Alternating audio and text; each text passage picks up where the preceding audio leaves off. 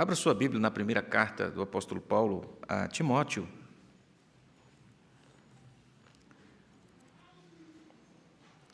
Primeira Timóteo, capítulo 1.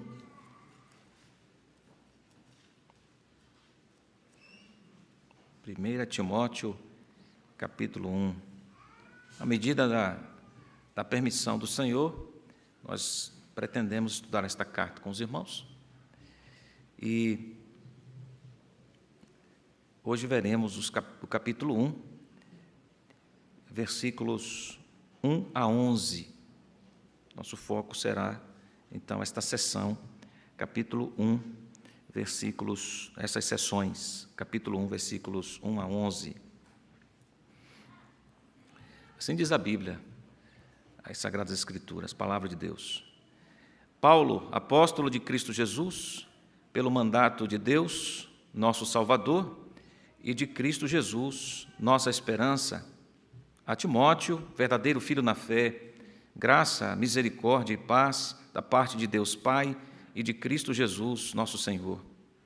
Quando eu estava de viagem rumo da Macedônia, te roguei permanecesses ainda em Éfeso para admoestares a certas pessoas, a fim de que não ensinem outra doutrina, nem se ocupem com fábulas e genealogias sem fim, que antes promovem discussões do que o serviço de Deus na fé. Ora, o intuito da presente admoestação visa ao amor que procede de coração puro e de consciência boa e de fé sem hipocrisia. Desviando-se algumas pessoas destas coisas, perderam-se em loquacidade frívola, pretendendo passar por mestres da lei, não compreendendo, todavia, nem o que dizem, nem os assuntos sobre os quais fazem ousadas asseverações.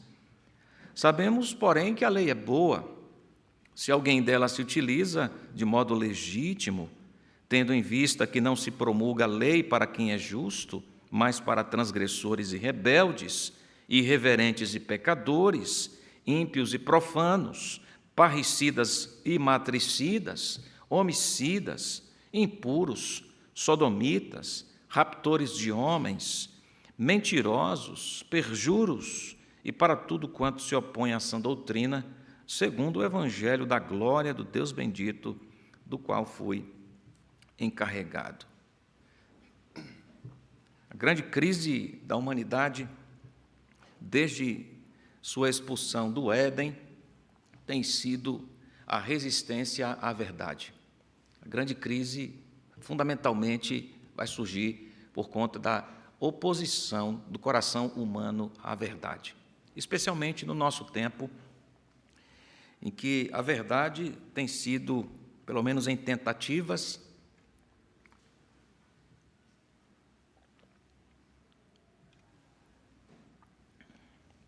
fracassadas, mas estão aí, de desconstrução da verdade, como se a verdade pudesse ser assassinada. E o apóstolo Paulo, quando escreve essa carta a Timóteo, também estava nesse contexto de verdade que ilumina o coração e ilumina o caminho.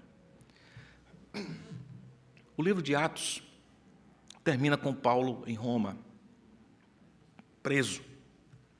Depois, Paulo é liberto da prisão e segue de navio para Éfeso.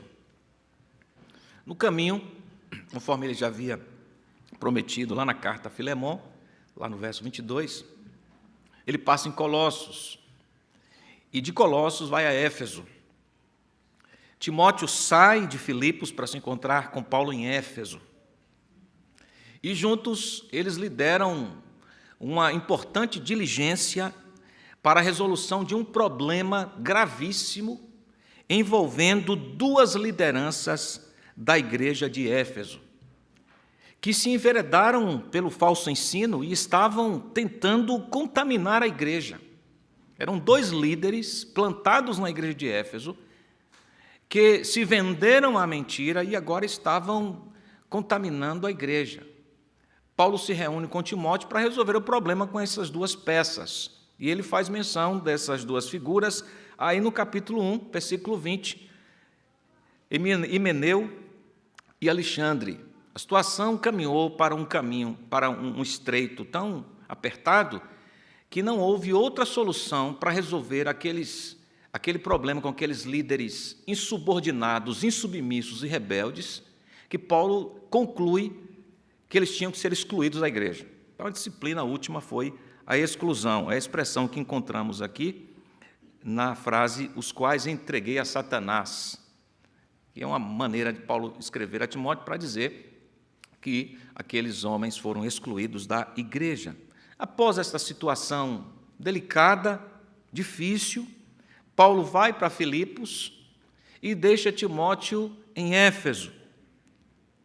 E agora a tarefa de Timóteo era cuidar daquela igreja que já havia sentido aquele baque importante, que estava fragilizada, era alvo de ameaças de falsos mestres, e quem é que vai ter que cuidar daquele rebanho? Um jovem pastor, chamado Timóteo. Então, Paulo escreve a primeira carta para admoestar Timóteo acerca de que tipo de trabalho ele deveria realizar ali, em Éfeso. Paulo não minimiza os problemas, Paulo não se omite da responsabilidade como professor, como tutor de Timóteo, e nem muito menos ele agiganta os problemas, porque ele entendia que o instrumento mais poderoso nessa terra é a verdade, e a verdade diz respeito ao Evangelho, Jesus e sua obra. E com este poderoso elemento, esta poderosa notícia, mentira nenhuma prevaleceria. Então o apóstolo Paulo objetiva exatamente nessa carta não só animar, incentivar Timóteo, mas lembrá-lo, inculcar em sua mente acerca da vital presença da verdade no bom êxito da sua tarefa. A carta começa como padrão de outras cartas, apresentando o autor, a sua identificação, e em seguida nós encontramos o destinatário e a identificação do destinatário.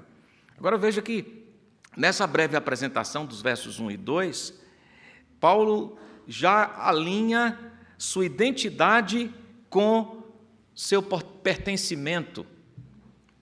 Assim ele se apresenta, Paulo, apóstolo de Cristo Jesus. Quem ele era, linkado com a quem ele pertencia. E ele diz que pertencia a Cristo Jesus. Sua vida, seu chamado pertencia a Cristo. Deus aqui é identificado também, porque ele diz, pelo mandato de Deus, Deus Pai, nosso Salvador. E a obra da salvação, então, atribuída a Deus Pai, na saudação de Paulo, já abarca aqui os redimidos, a igreja, que está na forma coletiva, nosso Salvador, o Salvador da igreja, do povo de Deus, dos redimidos por Cristo, porque ele menciona Cristo, pelo mandato de Deus, nosso Salvador, e de Cristo Jesus, nossa esperança. Parece-nos que, à luz do 3º capítulo dessa mesma epístola, havia algumas pessoas na igreja de Éfeso, contaminadas pelo falso ensino, que não confessavam a divindade de Cristo Jesus, negavam que Jesus era Deus. Por isso, Paulo apresenta já na abertura da sua carta a origem divina de Cristo Jesus, mostrando que a salvação era a obra do Pai e do Filho, chamado por Paulo aqui no versículo 1 de nossa esperança. E não é assim mesmo? Jesus Cristo é a nossa esperança. Todas as esperanças de vida eterna são construídas nele. E é nele, por ele, que a esperança da glória é operada em nós. porque ele procede do Pai, porque ele é Deus. Veja que o objeto da salvação aqui, isto é, quem foi beneficiado pelo mandato do Pai, pela esperança do Filho, é, então, a comunidade da fé. Esse elemento comunitário é muito importante, porque Paulo está escrevendo para uma pessoa. Versículo 2, a Timóteo. E considerando esta carta particular para Timóteo, que também, muito provavelmente, teria sido compartilhada com a igreja tomou conhecimento, muito provavelmente, dessa carta, essa carta foi lida na igreja de Éfeso, muito provavelmente, Paulo está inserindo o coletivo, a vida comunitária da igreja, como também um elemento implicador da identidade nossa com o nosso pertencimento. Nós somos o que somos porque pertencemos a quem pertencemos. Dito de outro modo, nós não somos de nós mesmos. Tudo que fazemos na vida deve estar atrelado àquele a quem pertencemos. E essa consciência vai nortear aqui todo o movimento de Paulo ao escrever para Timóteo. Ao salientar o seu apostolado, ele menciona isto aqui, apóstolo de Cristo Jesus. Era como que ele seria como que ele quisesse marcar a Timóteo a lembrança da responsabilidade assumida diante da tarefa que lhe tinha sido incumbida, porque a missão fora dada pelo próprio Deus, e diante de Deus as nossas responsabilidades são executadas. Ao identificar aqui o seu apostolado, parece-nos que ele estava lembrando a Timóteo isto, que o chamado era de Deus, e as nossas responsabilidades, porque Deus nos chamou, primariamente eram exercidas diante dele, de Deus, consequentemente favorecendo a igreja. Não ao contrário. Não foi a igreja que chamou Paulo para o serviço. Deus chamou Paulo. O chamado tinha como origem Deus. O conteúdo era o Evangelho. O propósito era a glória do Evangelho. E porque ele tinha consciência desse chamado de Deus, ele podia servir a igreja, não para agradar a igreja, mas para agradar a quem lhe chamou.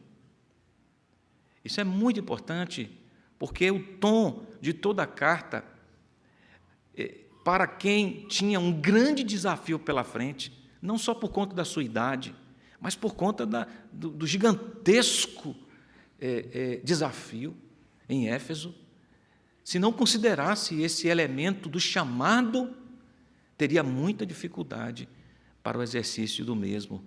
Quando surgissem os questionamentos acerca das credenciais de Timóteo, quando surgissem os questionamentos acerca do chamado de Timóteo, quando surgissem os comparativos entre Timóteo e fulano, ciclano, beltrano, se Timóteo não tivesse convicção de quem lhe chamou, ele não conseguiria fazer o trabalho, não.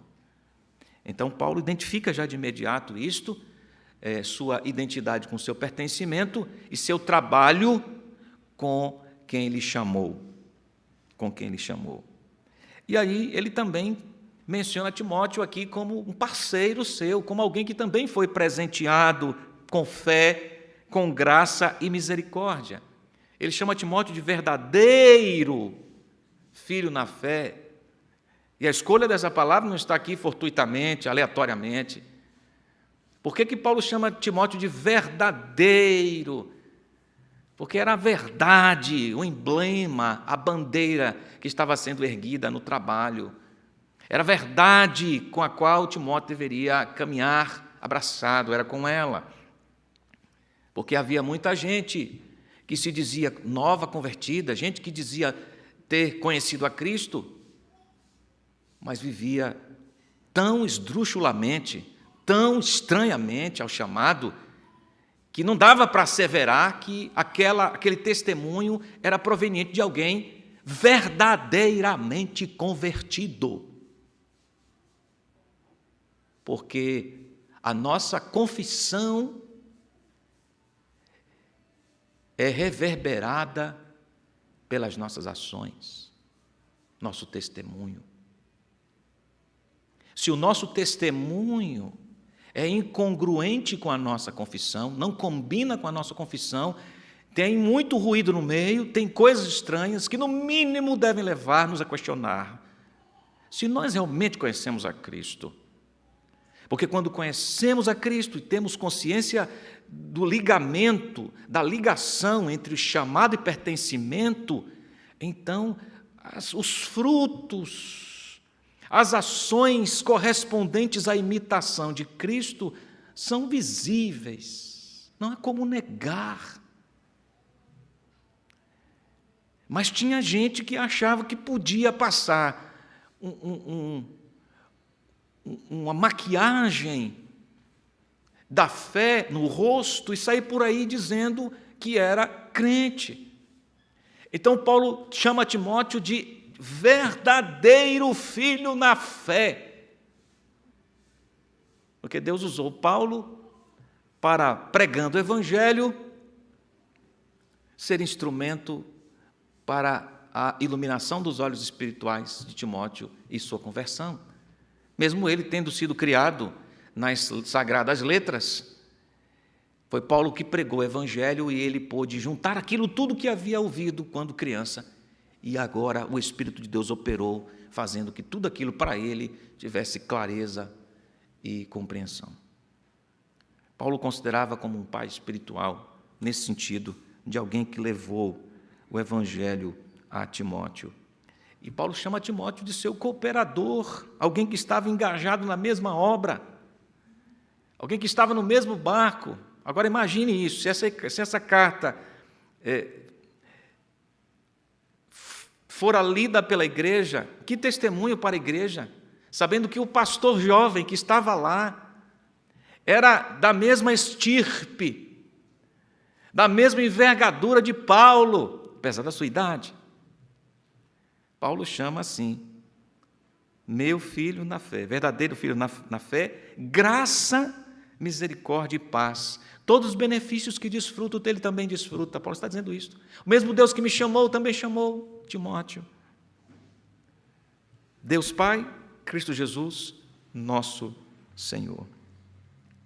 Então, esse testemunho de Timóteo como cooperador, como alguém que estava engajado na obra, era muito importante na tarefa que ele assumiria a partir de então. Então, quais são algumas, pelo menos duas, vamos observar aqui, algumas exortações da verdade. O que é a verdade? Pense na verdade como uma pessoa. Então, a verdade está aqui, veio participar conosco, e agora a verdade vai dizer o que é que ela demanda de quem caminha com ela. A verdade é uma pessoa mesmo.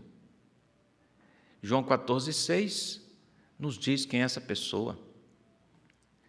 Disse Jesus, eu sou o caminho, a verdade e a vida. Ninguém vem ao Pai senão por mim. Então, o que Jesus demanda dos seus seguidores, na verdade? Quais são as exortações da verdade para quem caminha na verdade? Repita isso comigo. Exortações da verdade.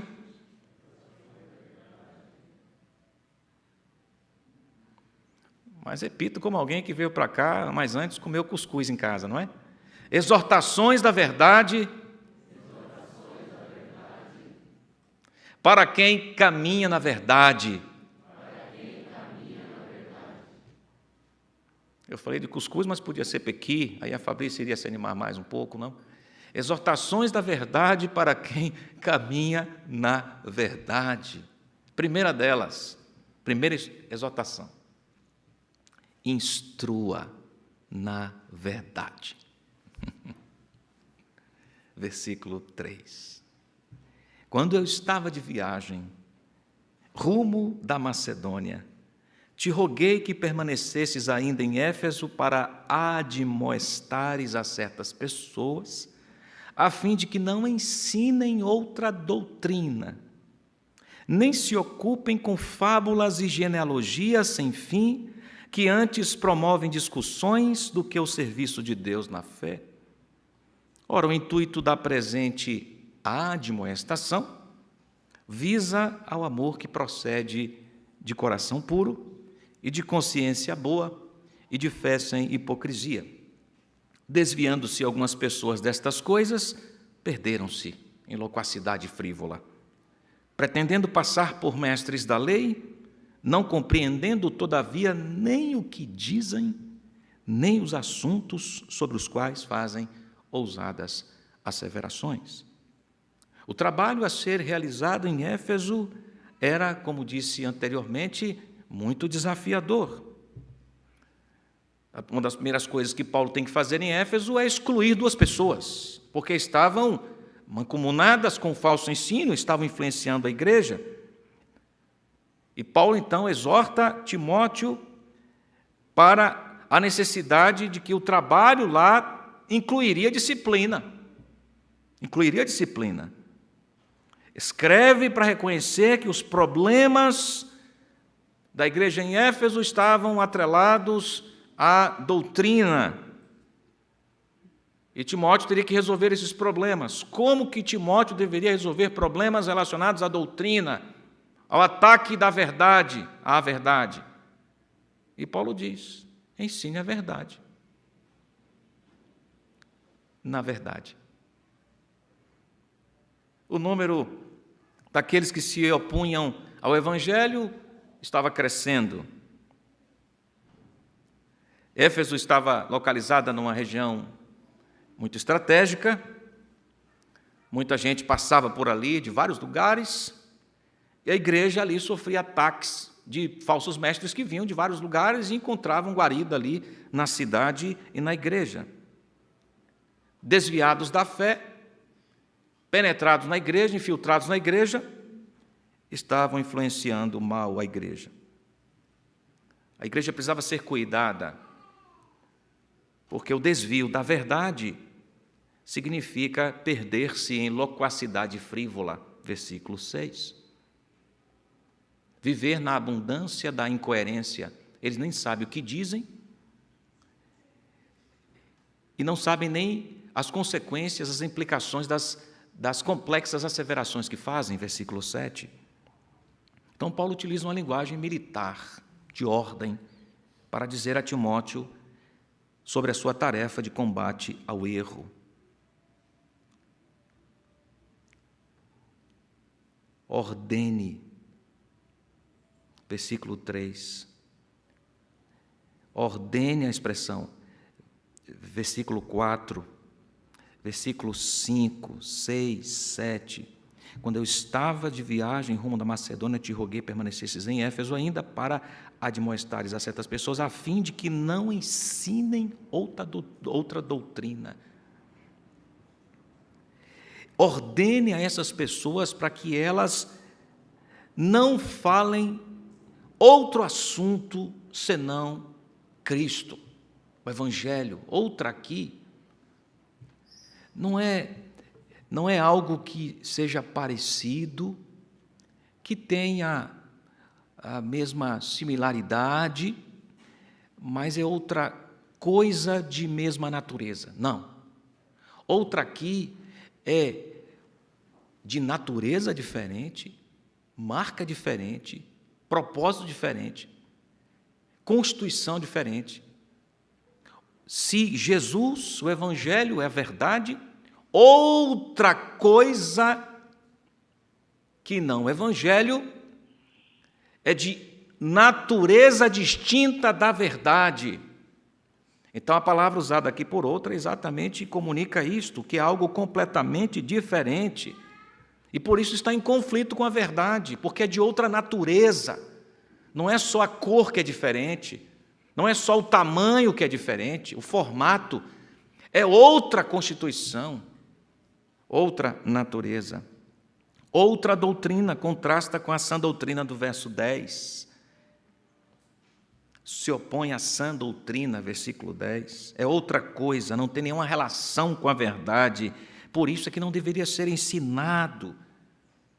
Talvez esta menção aqui a esta outra instrução, outra doutrina, tenha a ver com um movimento do gnosticismo, pelo menos a forma embrionária dele, a forma primária de gnosticismo, que solapou a igreja, que ofendeu muito a igreja nos séculos 2 e 3, esse movimento herético que custou o trabalho de muitos defensores da verdade no trabalho apologético.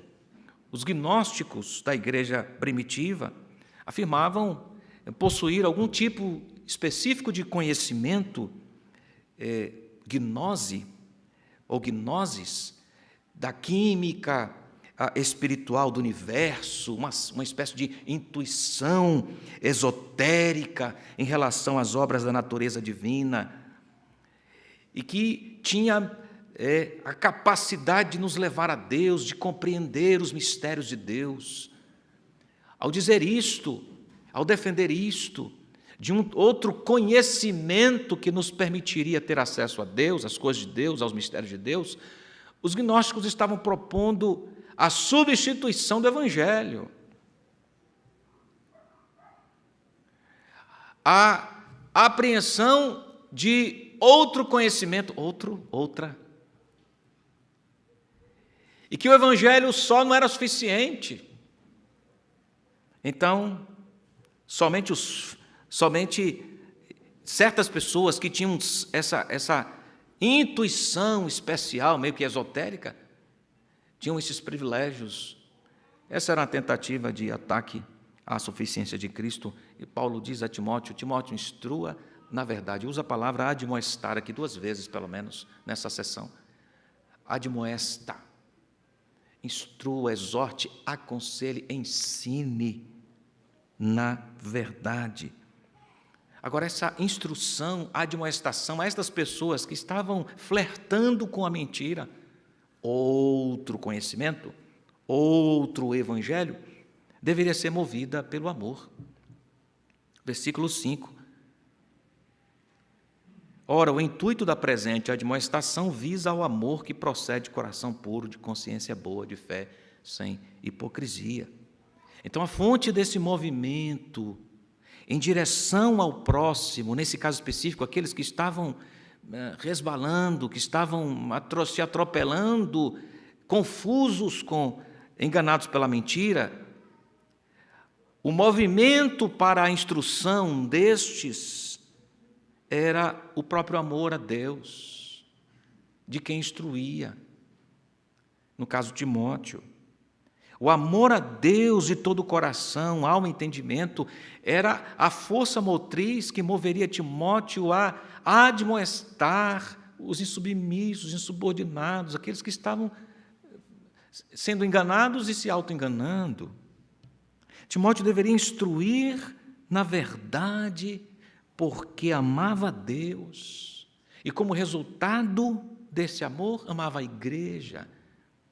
Daí não se pode separar amor de verdade, é impossível separar o genuíno amor da verdade. A razão do trabalho de instrução da igreja é o amor a Deus. É por amor a Deus que nós amamos a igreja, e é por amor a Deus e resultando no amor à igreja, nós lidamos e tratamos com rebeldes, indisciplinados, e com aqueles que querem causar dano ao rebanho, porque há destes. Isso está longe de ser omisso diante das necessidades de correção, isso está longe também de ser tirânico diante das rebeliões do coração. Amamos a Deus, e porque amamos a Deus, levamos a verdade para que aquela pessoa seja conduzida em amor à verdade. Se você ama alguém você desejará de toda maneira que essa pessoa seja conduzida à verdade. Quem ama de verdade não compactua com a mentira. Quem ama de verdade deseja que o verdadeiro seja reconhecido sempre. Quem ama de verdade objetiva levar a pessoa a Deus, a fonte, a verdade, a glória inefável, Deus. Quando amamos de verdade os nossos filhos, desejamos que eles conheçam a Deus, queremos levá-los à verdade.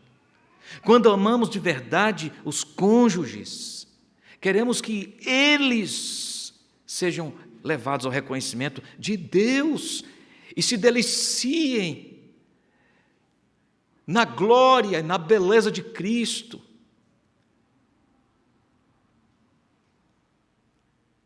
Por isso que Provérbios diz que leais são as feridas feitas pelo que ama. Porque quem ama de verdade está sempre acompanhado da verdade. Mesmo que isso tenha que causar algum tipo de inconveniente em quem está sendo corrigido. E quem é que, sendo corrigido, fica rindo? Não, dói, a correção dói, incomoda. Mas é porque a mente está direcionada pelo amor de Deus à verdade de Deus. A correção é recebida com graça e gratidão a Deus. Aplique esta receita para os problemas todos que costumamos ter no desenvolvimento da igreja. Aplique essa receita. Aos problemas que costumamos ter em casa, aos problemas que costumamos ter no trabalho. O amor por alguém está comprometido com a revelação, o apego, o amor à verdade, conduzir essa pessoa à verdade. Esse amor referencia o coração antes mesmo dele ser expresso. Antes mesmo dele ser expresso, ele já inundou o coração, porque veja o que diz o texto, é o amor que procede de. Essa ação que foi vista no ato de ir ao encontro para instruir na verdade, procede, é motivado por um coração puro. Versículo 5. Procede de coração puro. Coração significa motivação. Na Bíblia, coração puro é um coração consagrado inteiramente a Deus, sem divisões. Olha, esse pedacinho aqui é meu, esse pedação é de Deus, e aquele outro lá é de alguém que vai aparecer algum dia na minha vida. Sem compartimentalizações, o coração inteiramente consagrado a Deus. Tudo que vai no coração para ser expresso em palavras deve passar pelo filtro do amor, é isso que Paulo está dizendo. E o filtro do amor inclui consciência boa, fé sem hipocrisia, prudência, precisão e disposição, tá certo? Para sofrer as consequências por amor a Deus. Porque tem muita gente que não está disposta a sofrer as consequências por amor a Deus na instrução da verdade. Prefere se omitir do que ficar de mal com a banda. Pagar de chato na galera. Então é melhor ficar quietinho, não criar problema com ninguém, porque eu quero que todo mundo me ache top, gente boa. Olha, fulano de tal é gente boa. Por que gente boa? Ah, fulano de tal não diz nada de nada, não se envolve com nada, na dele. E eu fico pensando, o que seria esse na dele, não? ao verificar alguém caminhando no erro, na rebelião, e ficar na dele. O que seria isso, hein? Não me parece, se eu estivesse caminhando para um incêndio e alguém estivesse me vendo caminhando para o incêndio e ficasse na dele, não me parece que eu ia gostar muito disso, não. Eu gostaria que esse que estivesse me vendo indo para o incêndio, se me atacasse e rompesse os meus caixinhos, me segurasse pelos cabelos e me dissesse: não vai por aí não, homem, você não está vendo o perigo? E tem muita gente, escute isso, mesmo crente, que prefere. Por outro lado, o movimento do amor não significa chegar chutando tudo. Porque eu penso isto, porque eu penso aquilo.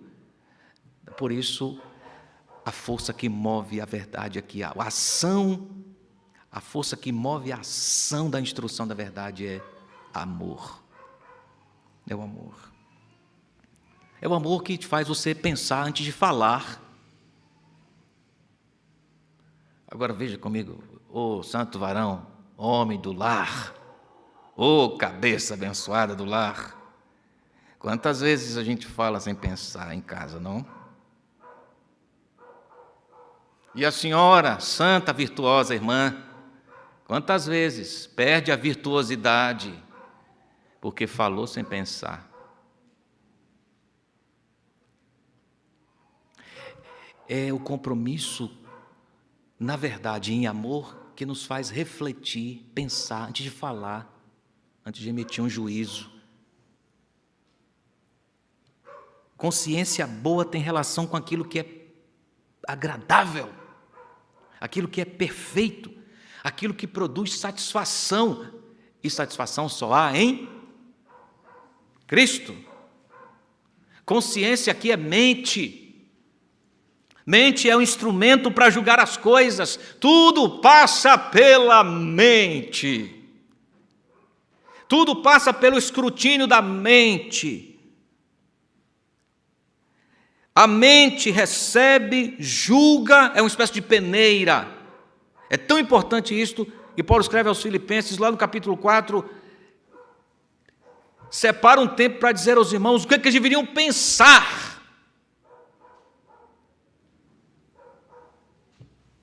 O que está na nossa mente alimenta nossas ações, sejam boas ou más. Coração puro leva a mente pura.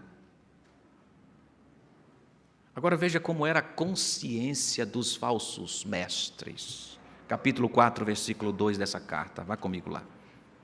Capítulo 4, versículo 2.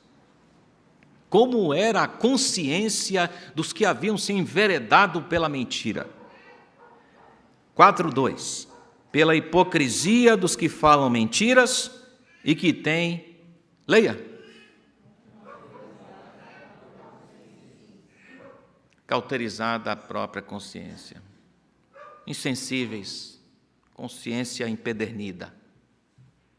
O que vinha, vinha, sem juízo, exame. É assim a mente, o coração transbordante da mentira. Perdeu o mínimo senso das coisas. Que coisa terrível, porque esse é o trabalho da mentira, é tão contagioso, é tão desastroso, no sentido que promove, que tira da pessoa o mínimo juízo das coisas. Aquilo que a gente costuma chamar popularmente de fulano perdeu, como é que a gente diz? Fulano não tem simancol.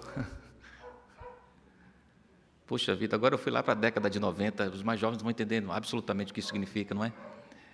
Fulano não tem senso. básico. Mas como é fulano,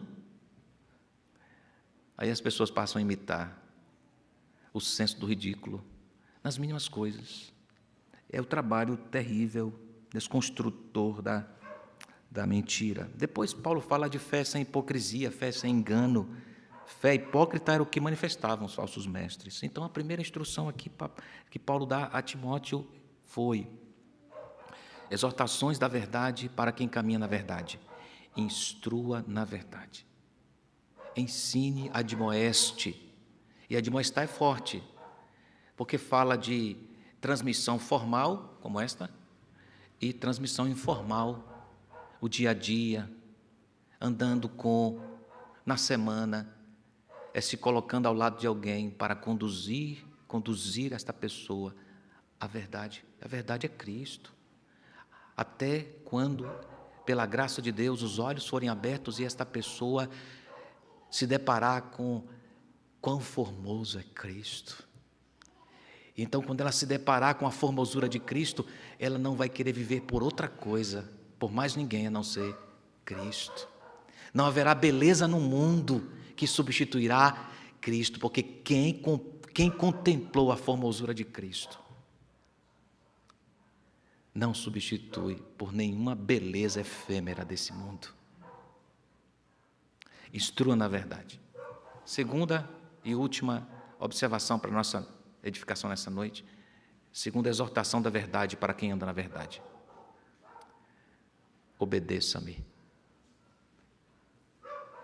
Instrua, ensine, admoeste e viva na verdade.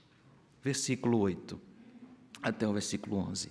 Sabemos, porém, que a lei é boa se alguém dela se utiliza de modo legítimo.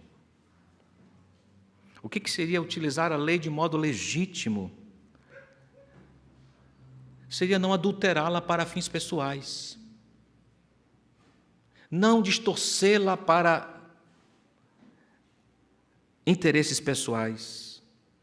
O desvio da doutrina bíblica descaracterizava a igreja e descaracteriza a igreja, e era um gesto, e continua sendo, de rebeldia contra Deus.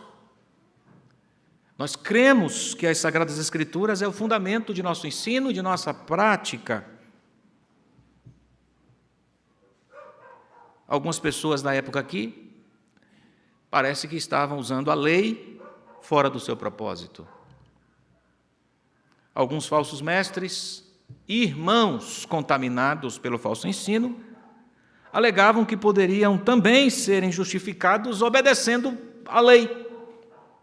Havia outra maneira de justificação, a obediência pessoal à lei. Ao fazer isto, eles estavam rejeitando a justiça dispensada por Deus em Cristo Jesus e tentando estabelecer a sua própria justiça. Então, Paulo vem e diz o que a lei faz. A lei não foi feita para justificar-nos, Paulo diz. A lei é para os que desobedecem. Versículo 9. Tendo em vista que não se promulga a lei para quem é justo, mas para transgressores e rebeldes, e ele cita uma série de figuras e posicionamentos contrários à lei.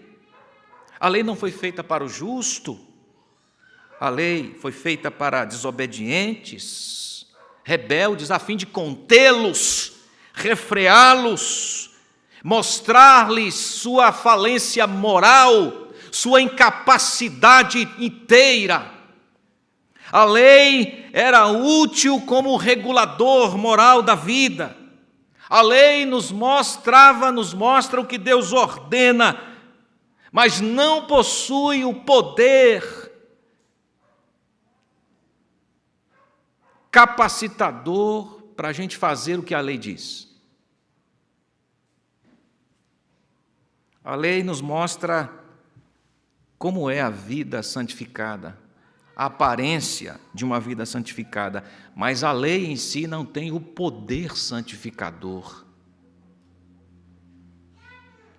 A lei revela que estamos perdidos, que somos fracassados, que somos impotentes. A lista de pecados aqui descritos, nos versículos 10 e 11, uma lista abrangente aqui.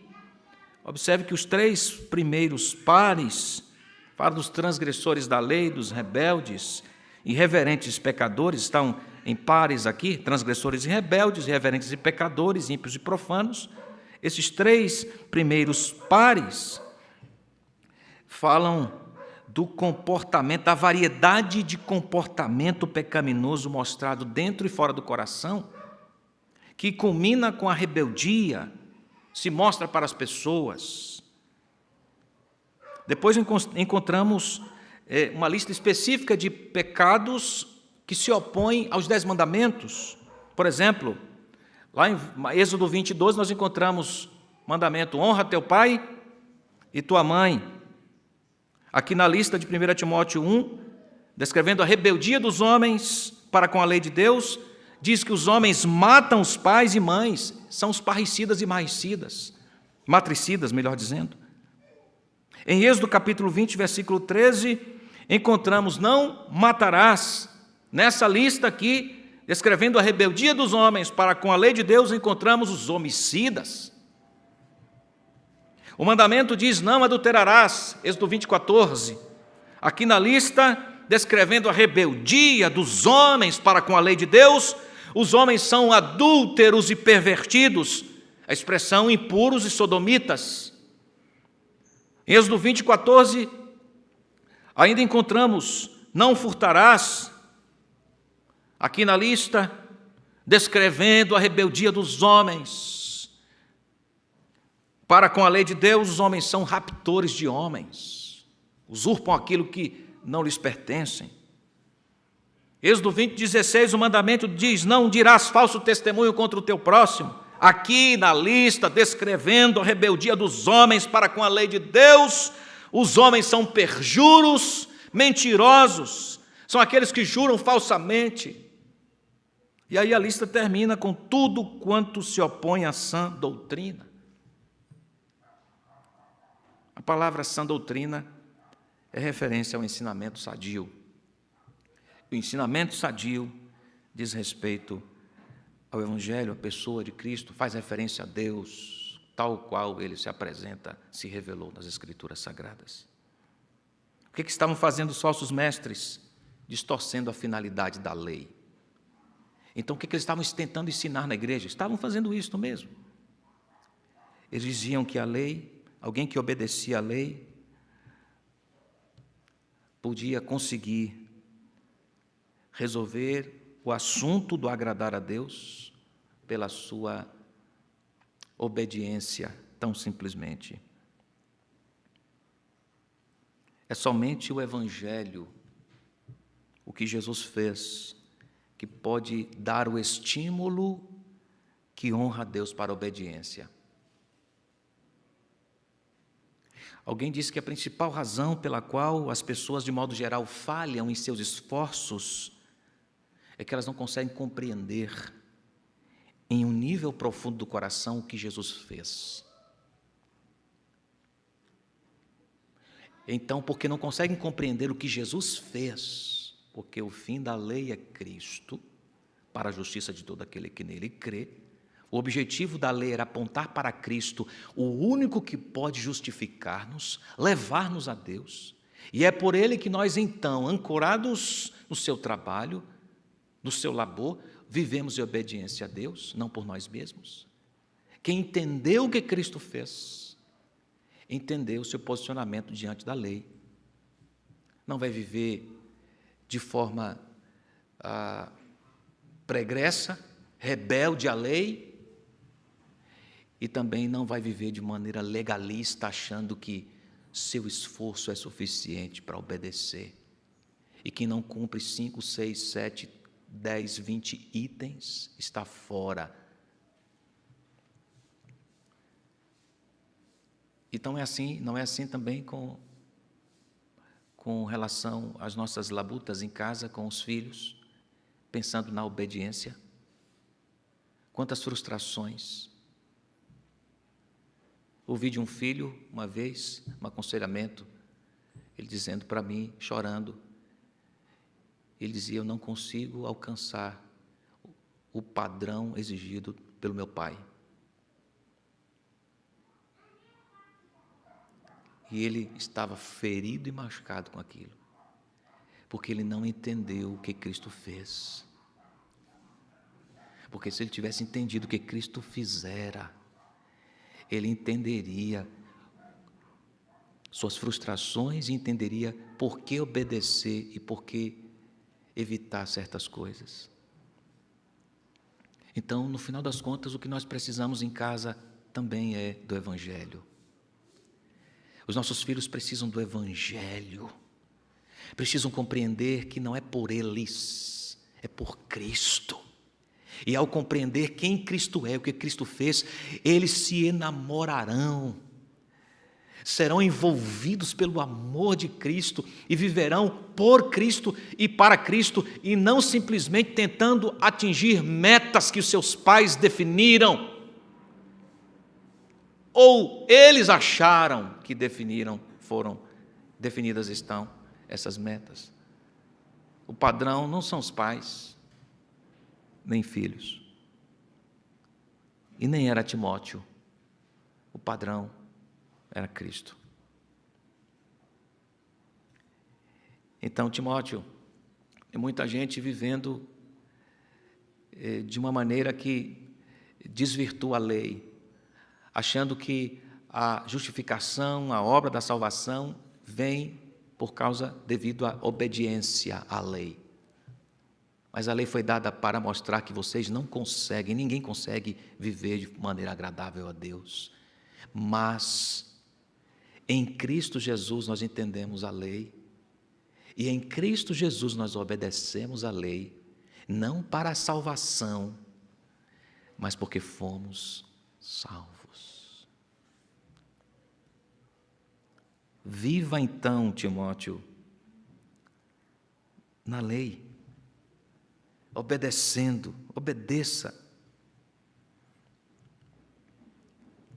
Instrua a verdade, instrua aos outros a verdade. Admoeste, sentado em pé, na igreja, fora da igreja, instrua. Você está sempre ensinando coisas a alguém, Timóteo. Ensine a verdade.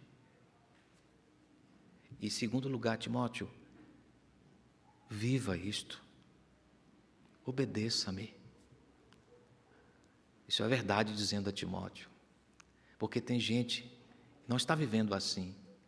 E olha a escada decadente, descendente, na qual eles desceram. E aí esses pecados todos são listados aqui. E todos eles opositores à sã doutrina. Falharam e chegaram onde chegaram, cometendo os terríveis pecados que cometiam e cometeram porque se opuseram à sã doutrina. Meus irmãos, o caminho para lidar com os desafios do nosso tempo, dentro e fora da igreja, diz respeito à vivência daquilo que um autor chamado Dallas Willard chamou de viver como se estando diante de uma plateia de um. Gosto dessa expressão utilizada por ele. Uma plateia de um.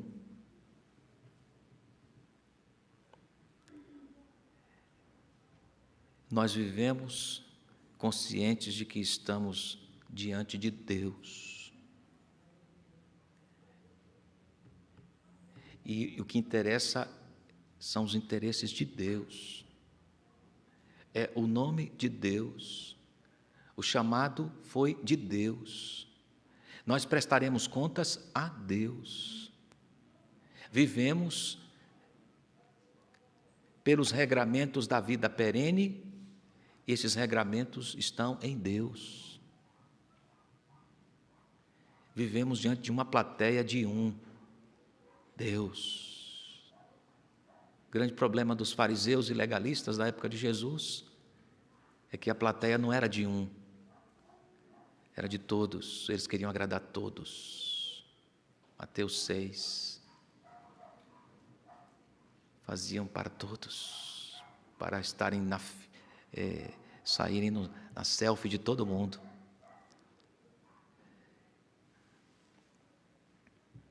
Esse princípio se estende por tudo que fazemos. Então o apóstolo Paulo nos encarrega aqui, juntamente com Timóteo, para levarmos a cabo o nosso trabalho em qualquer situação, instruindo, comprometidos com a verdade, de todo o coração, como para o Senhor, cientes de que receberemos dele a recompensa e vivendo para a glória do seu nome. Então aplique isso no seu casamento, aplique isso no seu trabalho esse ano como liderança na igreja, aplique isso no seu próprio coração todos os dias, aplique isso ao seu coração como liderando e liderado, líder e liderado. Apliquemos isto como igreja, em nome de Jesus. E você que está em casa, está confirmando, quem sabe com o movimento de sua cabeça positivamente, sobre as suas várias tentativas frustradas de atingir metas que você definiu e não conseguiu. Sem Cristo a gente não consegue avançar mesmo, não. Sem Cristo a gente não consegue agradar a Deus. Você precisa de Cristo tanto quanto eu. Então corra para Cristo, o Evangelho que ilumina o caminho da gente e faz com que a gente não se perca em frívola loquacidade, coisa de louco. Que Deus nos abençoe em nome de Jesus.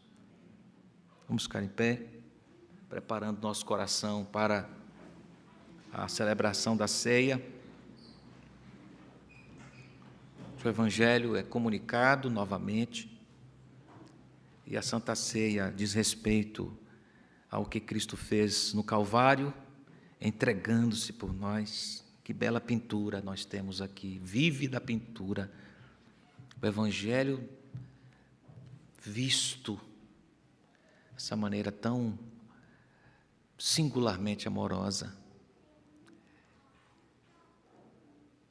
Vamos orar. Nosso Deus, ouvimos a Tua palavra que foi pregada nessas duas instruções importantíssimas e agora vamos participar da ceia, na palavra que recebemos do Senhor e esta pregação que se mostra aos nossos olhos, fincando em nossa mente e coração que é por Cristo tão somente que nós nos achegamos a Ti, que somos perdoados, cheios de misericórdia, bondade, amor. É tão somente devido à obra de Cristo Jesus, a quem reverenciamos, amamos, adoramos, e a quem dedicamos nossa vida, a quem atribuímos nosso chamado, e a quem queremos imitar, servir, revelar. Ó Deus, abençoa a Tua igreja nesta hora, em nome de Jesus. Amém.